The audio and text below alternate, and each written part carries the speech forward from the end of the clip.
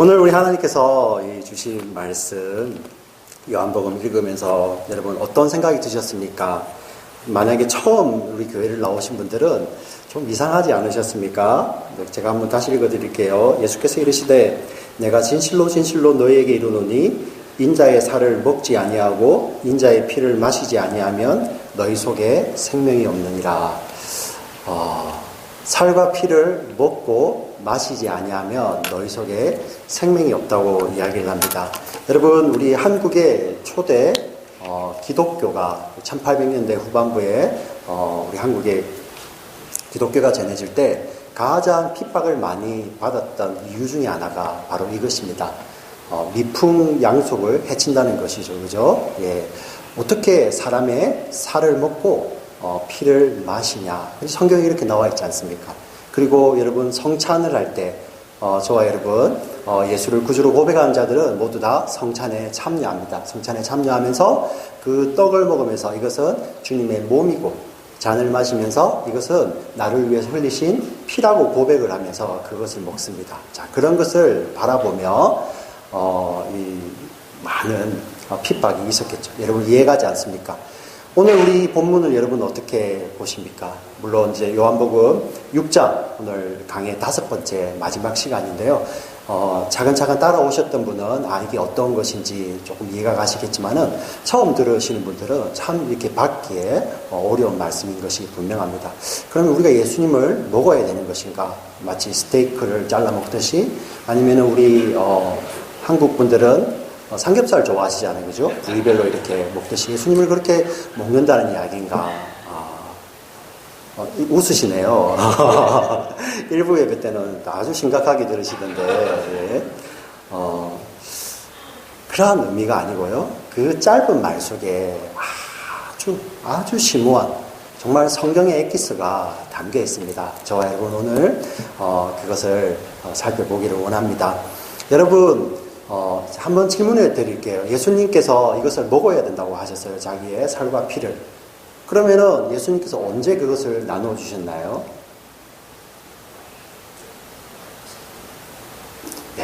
우리 권사님 항상 정답을 이야기하시는데, 우리 교회 권사님 몇 분 계십니다. 네. 십자가에서죠. 그렇죠? 십자가에서 자기의 살을 찢으시고, 거기에서 많은 피를 흘리시잖아요. 그래서 여러분 예수님의 순환 장면에 그 살이 찢겼다, 피를 흘리셨다, 그리고 돌아가셨다는 것이 기록이 되어 있는 것입니다. 여러분 그러면 예수님은 그 십자가는 어떤 것인지 우리가 이것을 잘 알아야 되는데 예수님은 어떤 분이시냐면은 완전한 사람입니다. 완전한 사람이셨습니다.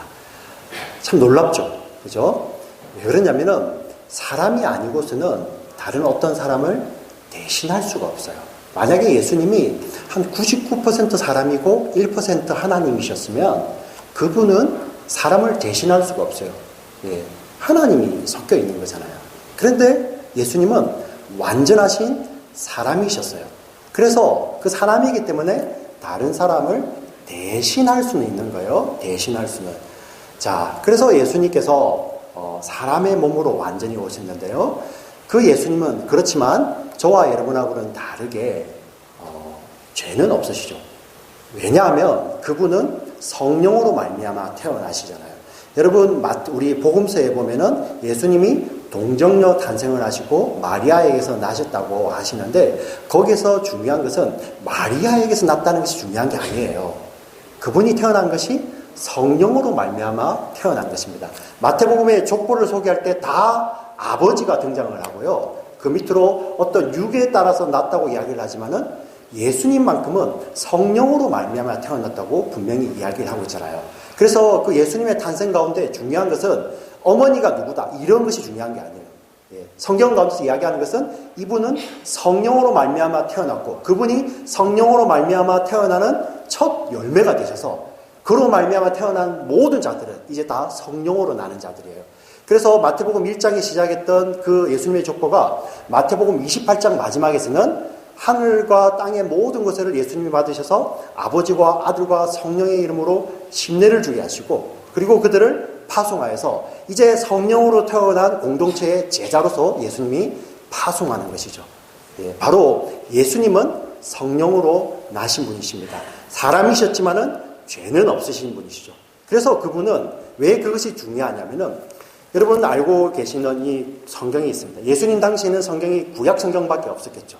그 성경의 말씀을 다 지키게 되면, 사람이 완벽하게 지키게 되면은 그 율법에 기록된 복을 다 받을 수가 있어요. 우리가 지난 주간에도 살펴봤지 않습니까? 신명기 28장에 보면은 하나님께서 주신 이 모든 말씀을 하나도 어김없이 완전히 다 지킨 자들은 그 기록된 복을 다 받는 거예요. 근데 20의 그 후반부 3분의 2 분량은 어떤 말로 시작하냐면은 여기에 기록된 모든 말씀 중에 하나라도 어기게 된다면은 여기에 있는 저주를 다 받는다.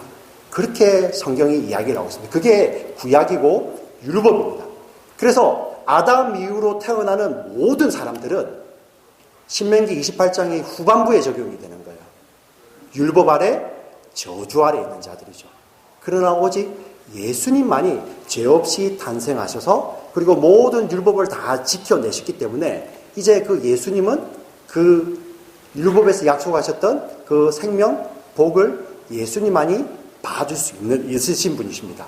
예, 그분이 그래서 둘째 아담, 마지막 아담, 그분이 새로운 대표가 되시는 거예요. 근데 왜 그것이 중요하냐면은 이분이 그 복을 받으셔야 될 분이 사람을 대신하여서 이제 십자가에서 대신 죽으시는 거예요. 그분은 의인이셨는데 죄인을 대신하여서 그분이 죄인이 되셔서 죽으시는 것입니다. 대신 죽으시는데 또 그분의 죽음은 대신 죽으셨을 뿐만 아니라 대속하셨다는 것입니다. 무언가를 갚았다는 거예요. 여러분, 중요한 것이 우리가 죄를 짓는데 사람에게도 물론 짓지만은 죄는 하나님께 짓는 것입니다. 죄는 하나님께 짓는다. 여러분 잘 이해하셔야 됩니다. 죄가 어떤 것이 죄냐, 그것도 죄의 종류도 중요하겠지만은 정말 중요한 것은 그 죄를 짓는 대상이 누구냐입니다. 제가 우리 아이를 이렇게 훈육하면서 뭐 이러면 안 되겠지만은 아니면 친구지간에 가끔씩 막 뒤통수도 때리고 그러잖아요, 그죠? 반갑다 하면서 등짝도 때리고요. 근데 얼마 전에 며칠 전에 지금 한국 대통령이 미국에 와서 이 미국 대통령을 만나고 갔지 않습니까? 거기에 양국 대통령이 있었어요. 뭐 여러분들이 누구를 지지하고 지지하지 않고 그건 중요한 거 아니에요. 중요한 거 아니고 이 사람이 아직 지지를 받든 못 받든 그게 중요한 것이 아니라 그들은 대통령이잖아요. 만약에 여러분이 그 자리에 뒤에 가서 우리 친구들한테 하듯이 뒤통수를 때리려고 그 자리에 가보세요. 그 중에서 여러분 미워하시는 분들 계시잖아요. 이렇게 웃으셔야 되는데 별로 안 웃으시네. 예. 지지를 많이 못 받는 대통령이 있을 때는 좀 미워하기도 하겠죠, 그죠? 근데 여러분 보세요. 우리가 친구지간에 할 수 있지만은 그 정상회담을 하고 있는데 거기 가서 그 뒤에 가서 우리가 뒤통수를 때릴 수 있습니까? 때리지도 못할 뿐더러 그 공식적인 자리에 그것을 시도하려다가 그 자리에서 바로 총에 맞아 죽어도 누가 항변하겠어요? 뭐냐면은 대상이 중요한 거예요. 사람이 뽑아서 5년 동안의 그 권위를 줬던 그 사람의 권위도 그런 거예요. 근데 우리는 죄를 누구에게 짓느냐면은 하나님께 짓는 거예요. 하나님께. 예. 하나님께. 여러분, 이 죄라는 것을 하나님께 지은 죄를 사람이 속할 수 있습니까? 누가 속할 수 있겠어요? 예. 율법은 우리의 겉모양뿐만 아니라 저와 여러분 내면까지도 다 봅니다. 성령은 우리의 깊은 곳까지도 다 통달해 보시거든요. 그 앞에서 어느 누가 하나님 제가 율법의 요구를 다 지켰습니다. 저에게 구원 주시옵소서. 생명 주시옵소서. 누가 하실 수 있으세요? 사람 앞에서도 그런 말 못하잖아요. 예. 제가 오늘 일부 예배에 우리 청년들, 참 착해 보이는 청년들에게 나는 우리 청년들이 짓는 죄를 본 적이 없다. 근데 청년들이 다 웃어요. 목사님 나를 몰라서 그렇죠. 예. 피식. 예. 자매들 이렇게 이러고요. 남자는 그냥 확 쪼개더라고요. 이렇게. 예. 사람한테도 그렇습니다. 그런데 우리가 하나님 앞에서 어느 누가 내가 죄가 없다고, 그리고 하나님 앞에서 어떤 것을 여러분이 갚을 수 있겠습니까? 하나님 앞에 지은 죄는 사람이 갚을 수가 없어요. 예. 제가 이 자녀들 사랑합니다. 예, 그 자녀를 위해서 대신 죽을 수도 있고요. 제가 우리 성도님들 사랑해가지고 만약에 성도님들이 길을 가시다가 이렇게 차에 위험이 있으면 제가 그 자리에서 뛰어들고 여러분들 밀쳐내고 믿으셔야 됩니다. 할 자신도 있어요. 예. 그러나 저의 무능력함으로 못 살려낼 때도 있겠죠. 예, 그것도 그렇습니다. 그런데 저도 죄인이기 때문에, 여러분 모두가 죄인이기 때문에 다른 사람을 대속할 수 없는 거예요. 하나님 앞에 어떤 사람도 자기 죄도 못 씻습니다. 그런데 그 죄라는 것은 영원한 거예요. 왜? 하나님이 영원히 거룩하시기 때문에. 누구만이 대속하실 수 있을까요? 하나님밖에 없죠. 하나님밖에. 그래서 그 예수님이 100% 하나님이신 것입니다. 하나님이신 것이 그렇게 중요하신 거예요. 그래서 예수님은 뭐 적당히 사람, 적당히 하나님이 아니라 완전하신 사람이시면서 완전하신 하나님이셨죠. 자, 그분이 십자가에서 죽으시는 거예요. 그분이 그곳에서 자기의 살을 찢으셔서 완전히 쪼개시고 거기에 피를 흘려주시죠. 그런데 우리의 눈으로는 로마 병정이 그를 찢지만은 영적으로는 성령 하나님이 그 일을 하고 계시는 거예요. 성령 하나님이 죄인의 손에 예수 그리스도가 죄가 되어서 죄인이 되어서 저주의 모습이 되어서 돌아가고 계시는 거예요. 바로 구약에 무지한 어린 양이 죄인을 대신해서 찢겨 죽잖아요. 그 모습이 십자가에 있는 것입니다. 자, 그로 말미암아 예수님은 죽으셨지만은 그분은 죄가 없으시기 때문에 성령의 능력으로 말미암아 살아나시죠. 부활하십니다. 부활하셔서 어떤 생명을 얻으십니까? 영원한 생명의 첫 열매, 부활 생명의 첫 열매가 되시죠. 그래서 그분이 그곳에서 십자가에서 생명을 낳으시고 그 생명을 다 이렇게 하나님의 백성들에게 나누어 주는 것입니다. 자, 우리가 예수님의 살과 피를 먹는다는 것은 예수님께서 십자가에서 죄인을 대신하여서 자기의 살을 찢으시고 피를 흘리신 그 대속의 죽음을 통해서 그것을 믿는 자들이 그 예수 그리스도의 생명에 참여한다는 그것을 예수님의 살과 피를 먹는다는 거예요. 예. 이게 믿음이 있는 자들은 이게 보이는 것입니다. 이게 믿음이 있는 자들은. 그 하나님이, 완전하신 하나님이 몸을 입고 오셔서 십자가에서 나를 위해서 자기의 몸을 찢으시고 피를 흘리셨구나. 그 피에 참여하는 자들이 이제 영원한 생명을 얻는 것이구나. 이 믿음의 고백이 바로 예수 그리스도의 살과 피를 먹는다는 것입니다. 아멘. 예. 그래서 성찬이 이거예요. 성찬. 우리가 떡과 포도주를 마시면서 우리는 예수 그리스도의 살과 피를 먹는다고 하는 것이죠. 왜 그 일을 합니까?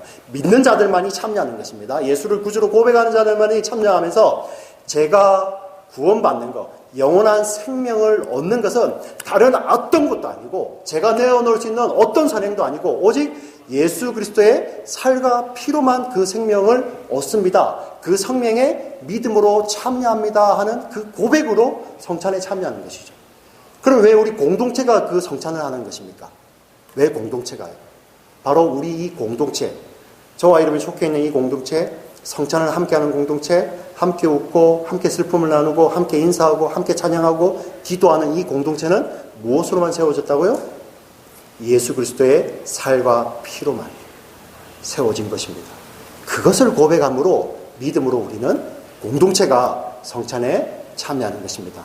여러분 믿습니까? 예. 이게 복음이고 이게 진리예요. 자, 그런데 여러분 이것이 여러분 지금 여러분은 어떤 분들은 이것이 믿음으로 믿으시잖아요. 제가 우리 지난주에도 나누었지만은 이 이야기를 듣는 내 살을 먹고 내 피를 마셔야 된다는 사람들 듣는 사람들은 다 유대인이었어요. 모두가. 우리 지난주에 봤잖아요. 그들 조상 가운데 아브라함이 있었어요. 예. 여러분 아브라함 아세요? 근데 그들이 조상이었습니다. 이삭이 있었습니다. 야곱이 있었어요. 다윗 왕도 있었습니다. 솔로몬도 있었어요. 그들 조상 가운데는 이사야, 예레미야, 이런 선지자들도 있었습니다. 예. 그들은 구약 성경을 달달 배우고 있었습니다. 그런데 이 말씀을 예수님께서 들려주실 때 그들은 받지를 못해요. 받지를 못해요. 오늘 이 말씀이 어렵다 하는 그것은 이해하기 어렵다는 말도 되지만 동시에 이것은 우리가 받을 수 없다는 거죠. 우리가 받을 수 없다. 여러분 60절 한번 읽어보시죠. 60절 같이 읽겠습니다. 60절 같이 읽겠습니다. 시작. 제자 중 여럿이 듣고 말하되 이 말씀은 어렵도다. 누가 들을 수 있겠느냐. 자, 예수님은 이 말씀을 사람들이 이해하기도 힘들고 받지 못한다는 것을 아십니다. 그리고 예수님이 61, 62, 63절에 말씀을 주세요. 같이 읽겠습니다. 예수께서 스스로 제자들이 이 말씀에 대하여 수근거린 줄 아시고 이르시되 이 말이 너희에게 걸림이 되느냐. 그러면 너희는 인자가 이전에 있던 곳으로 올라가는 것을 본다면 어떻게 하겠느냐. 살리는 것은 영이니 육은 무익하니라. 내가 너희에게 이른 말은 영이요 생명이라. 자, 여기서 보세요. 살리는 것은 영이니 육은 무익하니라. 예. 생명을 주는 것은 영이니 육은 무익하다. 우리가 이것을 문자적으로 잘못 이해하면은 우리 초대교회에 있었던 영지주의들. 예, 이 영지주의에서 나온 것이 여러분 다빈치 코드 같은 거예요. 다빈치 코드. 예수님의 이렇게 모계를 이렇게 쫓아간다. 예. 그게 바로 영지주의. 왜 그러냐면은 그들은 이 육은 악하다고 생각을 해요. 영마천하다. 사실 그게 아닙니다. 근데 이 부분에서 육이 무익하다는 것은 우리의 손과 발이 필요 없다는 그 말이 아닙니다. 예. 영생을 얻는데, 우리에게 영생을 가져다 주는데 육으로부터 나는 것, 땅으로부터 나는 것, 어떤 것도 우리가 얻는 영생에는 아무런 도움이 안 된다는 것입니다. 다시 이것을 정리하면은 저와 여러분이 영생을 얻는데 위로부터 하나님으로부터 부어지는 것이 아니고서는 사람 편에서는 어떤 것도 내어놓을 수 없다는 것입니다. 요한복음 1장 12, 13절로 가볼까요? 같이 읽겠습니다. 시작. 영접하는 자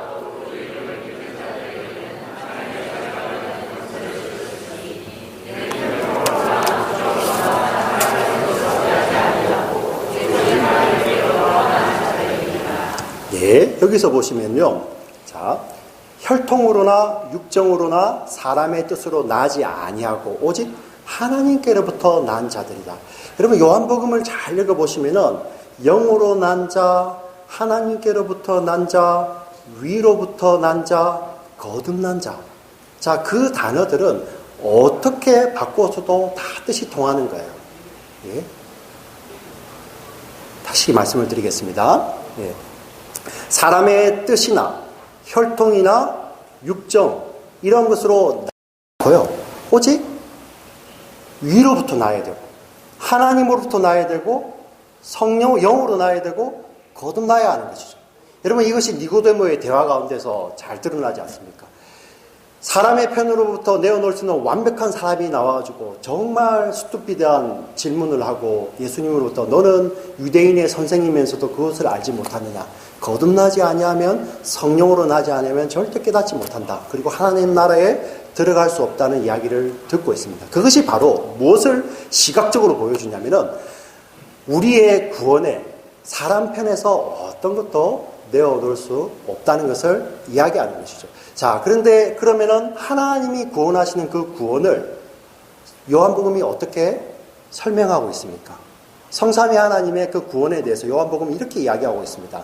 아버지께서 아들에게 주신 자들, 아버지께서 아들에게로 이끄신 자들, 그러한 표현을 쓰십니다. 하나님 아버지 하나님께서, 성부 하나님께서 아들에게 주신 자들, 그리고 그 아들에게 이끌어 간 자들, 그렇게 말씀을 하시고요. 아들 하나님, 성자 하나님은 자기의 살과 자기 살을 찢고 피 흘림으로써 자기 몸을 생명의 양식으로 나누어 주는 자들.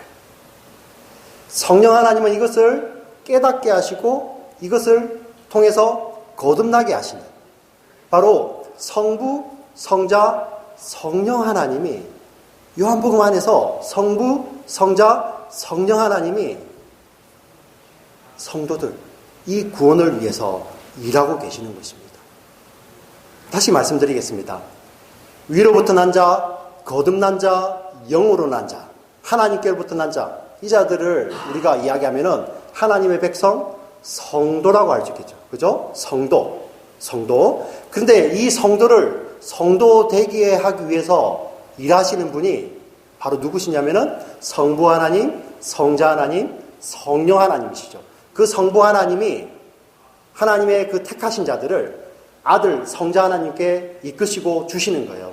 그 성자 하나님은 하나님께서 주신, 아버지께서 주신 자들 한 사람도 잃어버리지 않고 살리기 위해서 자기의 살을 찢고 피를 흘려서 그분의 생명을 양식으로 나누어 주시죠.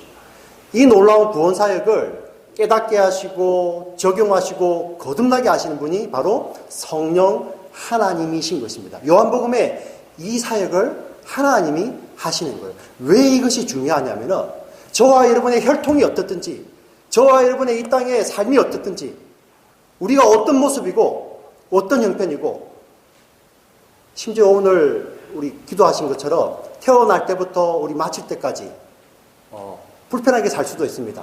그런 형편에 상관없이 하나님의 구원은 실수가 없다는 것입니다. 그게 바로 성도예요. 성도. 다시 하나님은 이렇게 일하십니다. 하나님은 창세전부터 그 성도들을 미리 아십니다. 그리고 정하십니다. 예정하십니다. 그리고 부르십니다. 그리고 부르신 그들을 구속하십니다. 구속하심으로 말미암아 그들을 의롭다 칭의하십니다. 의롭다 칭하십니다. 그리고 그를 영화롭게 하시죠. 그 과정에 성화의 과정이 들어갑니다. 이 모든 과정을 구원이라고 하는 거예요. 구원. 그래서 성경을 읽으실 때 그 구원을 이야기하면서 너희가 이미 구원을 받았다. 왜? 하나님께서 정하셨기 때문에 받았다 이야기를 하죠. 그리고 너희가 지금 구원을 받고 있다. 구원을 이루라. 이렇게 이야기도 하죠. 그죠? 지금 받고 있다. 현재적으로 이야기를 하고 앞으로 받을, 미래적으로 받을 구원에 대해서 이야기를 하는 것입니다. 왜냐하면은 이 모든 것, 미리 하시고 정하시고 부르시고 구속하시고 그리고 칭의하시고 영화롭게 하시는 이 모든 과정을 구원이라고 하는 것입니다. 이 구원을 우리가 어떻게 받습니까? 믿음으로죠. 믿음으로. 바로 십자가에서 예수님이 자기의 살을 찢으시고 피를 나누어 주시는 것을 그 생명의 양식으로 주시는데 그것을 믿는 자들이 바로 그 십자가에서 예수와 함께 포개어져서 예수님의 양식이 내 양식이 되고 내가 예수 안에 있고 예수가 내 안에 계셔서 우리는 그 생명에 부활 영광에 우리는 참여하게 되는 것입니다. 이것이 구원이에요. 이것이 성도의 구원입니다. 아무도 이것을 막을 자가 없다는 것입니다. 저와 여러분입니다. 아멘. 다시 아멘. 이거는 정말 우리 교회가 다 잘하는데 이게 제가 원고에 없던 거라 아멘이 좀 작은 것 같아요. 기도할 때도 우리 기도하시는 분이 앞에 나와서 기도하시면은 아멘 크게 하셔도 됩니다. 우리 이민자들 샤이해가지고 혹시 들을까봐 속으로 막 이렇게 하시는데 정말 하나님께서 그 성부, 성자, 성령 하나님이 우리가 그분을 알기 전에도 아니요. 우리가 그냥 그것을 알기 전도 아니고 예수님이 이 땅에 오기 전에도 모세가 홍해를 건너오기 전에도요. 노아가 방주를 만들기 전에도 에덴 동산이 지어지기 전에도 하나님이 이 구원을 미리 아셨고 계획하셨다는 것입니다. 그래서 취소되지 않아요.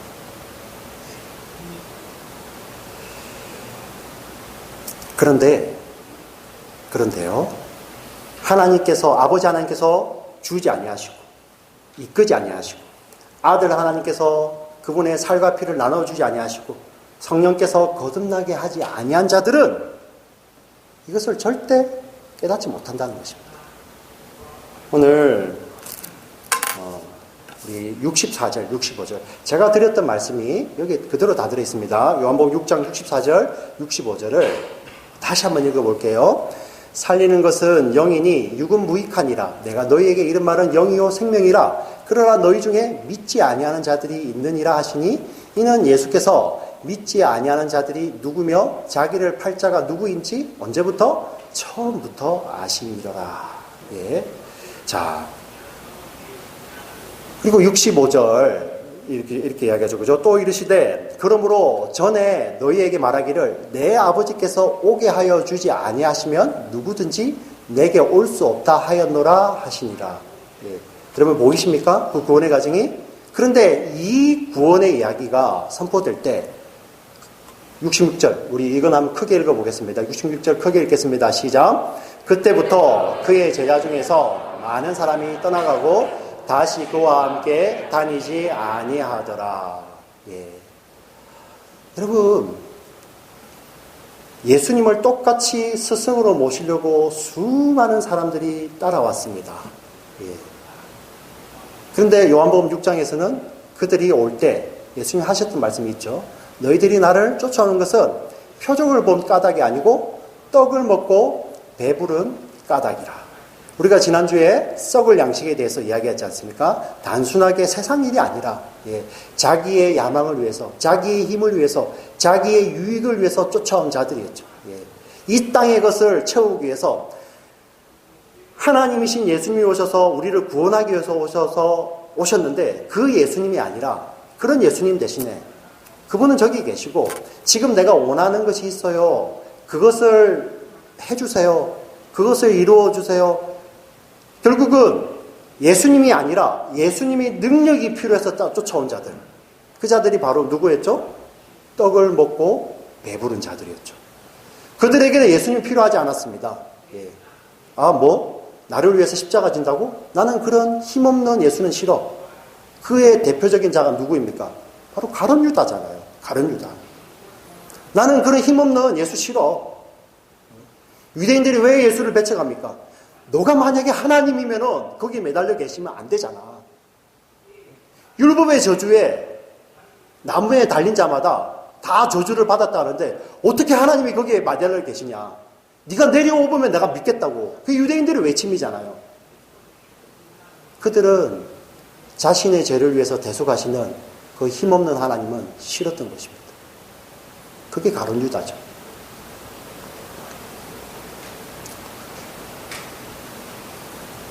그들은 떠나버립니다. 왜냐? 아버지께서 정하신 자들도 아니고 아들에게 준 자도 아닙니다. 아버지께서 이끄는 자들이 아니에요. 그들은 아버지께서 구원을 위해서 이끈 자들이 아니라 세상의 힘이 필요해서 같이 뭉쳐서 갔던 그 자들이었던 것입니다. 자, 다 떠납니다. 여러분 한번 생각해 보십시오. 많은 사람들이 무리를 위해서 쫓아가다가 다 떠나고 이제 몇 명 안 남았습니다. 예수님 하시는 말씀 우리 67절 텅 빈 그 자리에서 예수께서 12제자에게 이르시되 너희도 가려느냐? 시몬 베드로가 대답하되 주여 영생의 말씀이 주께 있사오니 우리가 누구에게로 가오리까? 우리가 주는 하나님의 거룩하신 자인 줄 믿고 알았사옵나이다.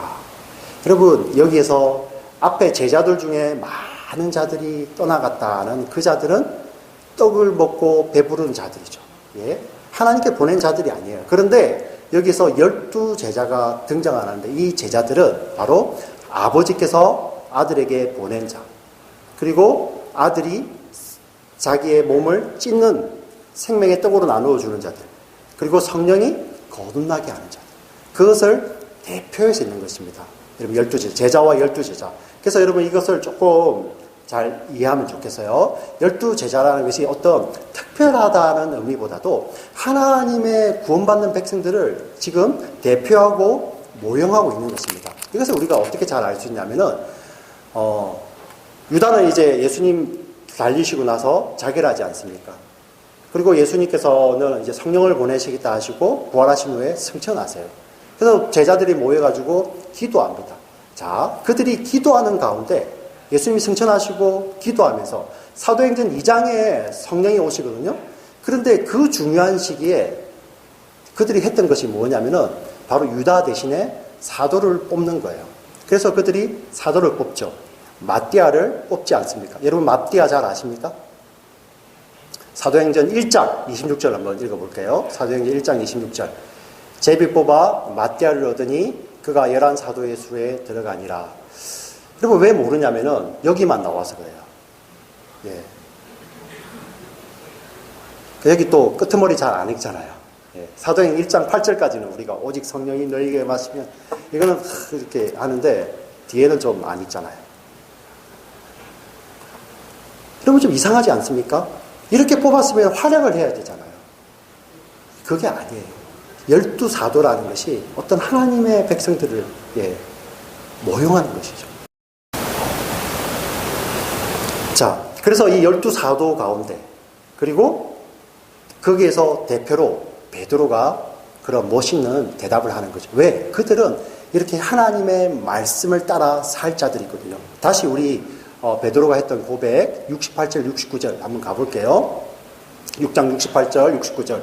시몬 베드로가 대답하되 주여 영생의 말씀이 주께 있사오니 우리가 누구에게로 가오리까? 우리가 주는 하나님의 거룩하신 자인 줄 믿고 알았사옵나이다. 예. 참 이 베드로가 이렇게 멋있게 고백을 하지 않습니까? 자, 그런데 이 고백도 베드로가 스스로 한 것이 아니에요. 자, 잘 보세요. 70절. 예수님이 이렇게 말씀하십니다. 예수께서 대답하시되 봐라 내가 너희 12를 택하지 아니하였네. 베드로의 고백이 바로 이 택함에서 나오는 것이죠.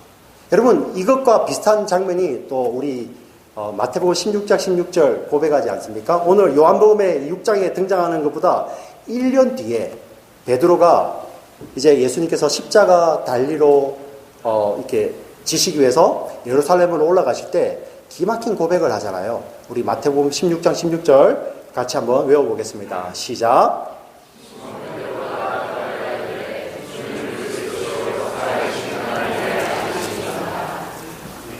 잘 보세요. 이렇게 고백을 했는데 17절 예수께서 대답하여 이르시되 바요나 시몬아 네가 복이 있도다. 이를 내게 알게 하신 이는 혈육이 아니요 하늘에 계신 내 아버지시니라.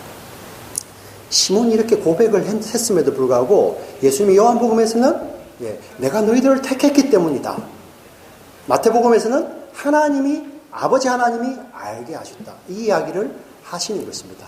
여러분 우리 시몬을 잘 알지 않습니까? 베드로를. 복음서에서 베드로가 사실 모질한 사람이 아니에요. 여러분. 그게 우리를 대표해서 있는 거죠. 베드로는 이렇게 멋있는 고백을 했음에도 불구하고 베드로는 3번이나 예수를 모른다고 부인하지 않습니까? 그리고 부활하신 예수님이 3번이나 나타나시는데 베드로를 마지막으로 만나는 것은 그가 다시 수제자로 돌아와서 복음 전할 때 예수님 만난 것이 아니라 예수를 만난 후에 고기 잡으러 가버리잖아요. 거기에 예수님이 찾아가셔가지고 그를 회복시키지 않습니까? 그 베드로를 통해서 무엇을 보여줍니까? 베드로의 이 무지함, 실수? 저와 여러분입니다. 그럼에도 불구하고 그분이 찾아오셔서 반드시 회복시키시는 것이죠. 사랑하는 성도 여러분, 왜 이 말씀이 이렇게 중요합니까? 저와 여러분이 구원받는 거 여러분의 어떠한 공로도 없다는 것입니다. 하나님이 그 하나님이 성자, 성부, 성령 하나님이 우리의 구원을 미리 하시고 정하시고 그리고 부르시고 구속하시고 의롭다 하시고 영화롭게 하시기 때문에 우리가 구원을 받는 것이죠. 왜 이것이 우리에게 힘이 됩니까? 바로 그분이 우리를 끝까지 포기하지 않으신다는 것입니다. 저와 여러분 베드로와 같이 똑같이 실수하는데도 우리 주님 찾아오셔가지고 우리를 어떻게 회복시키십니까? 이 녀석 내가 뭐라고 해서 그렇게 회복시키는 것이 아니라 베드로야 내가 너를 사랑하는 줄 네가 깨닫느냐? 그 베드로가 이렇게 고백하잖아요. 주님이 아십니다. 주님이 아십니다. 저와 여러분 실패 현장에 믿음이 약해지고 어려워지고 여러분, 때로는 육신의 떡 때문에 마음이 흔들릴 때도 있잖아요. 예. 그때 오셔가 주님이 어떻게 우리를 회복시키십니까? 많은 기적을 통해서요. 떡을 많이 만들어 주셔가지고요. 그러셨을 것 같으면은 그 부인하고 못 박던 그 유대인들에게 부활하신 주님이 그 앞에 나타나시면 되잖아요. 그리고 그 앞에서 한번 기적을 능력을 행하셨으면은, 야, 저들이, 예, 우리가 이렇게 못 박았던 자가 저렇게 살아났구나. 얼마나 많은 사람들이 다시 예수를 따라다니는 제자가 되었겠습니까? 예수님 그렇게 하지 않으시잖아요. 부인하고 도망가는 그 자들 찾아가셔서 그분을 사랑으로 그분이 이렇게 세워주시죠. 말씀을 마지막으로 정리해 보겠습니다. 여러분, 오늘 요한복음 6장에 보면 이 생명의 양식, 생명의 떡에 대해서 여러 번 반복해서 이렇게 나오잖아요. 왜 이렇게 요한복음에 이것을 이렇게 강조해서 기록해 놓았을까요? 예. 왜 예수님이 제자들에게, 12제자들에게 너희도 가려느냐 이렇게 물었을까요? 하나님께서 부르신 자들이고 예수께서 피 흘리신 자들이고 성령께서 거듭나게 하신 자들임에도 불구하고 여전히 세상의 떡 앞에 기웃거리는 자들이 있다는 것입니다. 그들에게 너희도 가려느냐? 그 질문이 무엇입니까? 아직도 너희가 그것으로 힘을 삼아 사느냐?